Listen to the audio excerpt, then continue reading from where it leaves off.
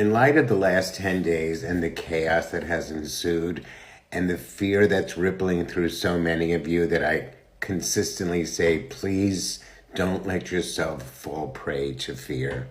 But I can't help feeling the same way I felt when I wrote the last chapter of my book, Won't Be Silent, Don't Stop Till It Matters.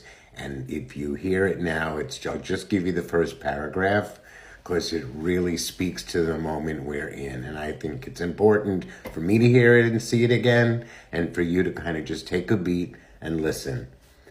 'Twas not the night before Christmas when all through the house not a creature was stirring, not even a... Wait, in fact, it was 3:15 in the morning on March 20th, 2020, after Governor Gavin Newsom had implemented the COVID-19 lockdown. There was that same ominous feeling of not a creature was stirring, not even a mouse.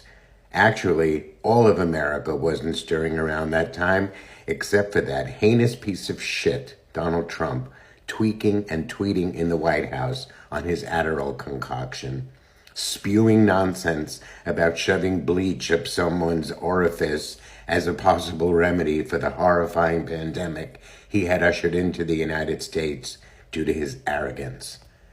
Within the next few days, the world became paralyzed in their homes, afraid to breathe for fear that the deadly virus was going to get all of us. In one fell swoop, we held our collective breath, transfixed and terrorized as we were confronted with our own mortality. No matter how much money you had, how evolved spiritually you thought you were, no matter what age you happened to be, death was knocking at your door. End times had come, and the only people who felt hopeful were those evangelical Christians, because they could finally enjoy the rapture without having to schlep to Bethlehem. Now, the reason why I feel like this is a kind of moment where it's that same level of fear that a lot of people are experiencing. But you see, we got through all that. Yes, it was difficult. And this is going to be difficult. But I implore you to remember who we are collectively, and that we will pass through this, because this too shall pass. That's the stuff that you get through life with, knowing that you have to just take your life a day at a time, do your best, try to be a good person, stay away from those who will cause harm, because they are everywhere. Find your community.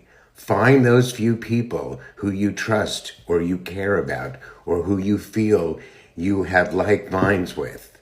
But don't just give it all away, honey, because we need every last one of you to hold on tight while we get through this, because we will, I promise you. And that hog won't win in the end. You'll see. And neither will that thing who owns all the money or electric cars, who he can really go royally fuck himself.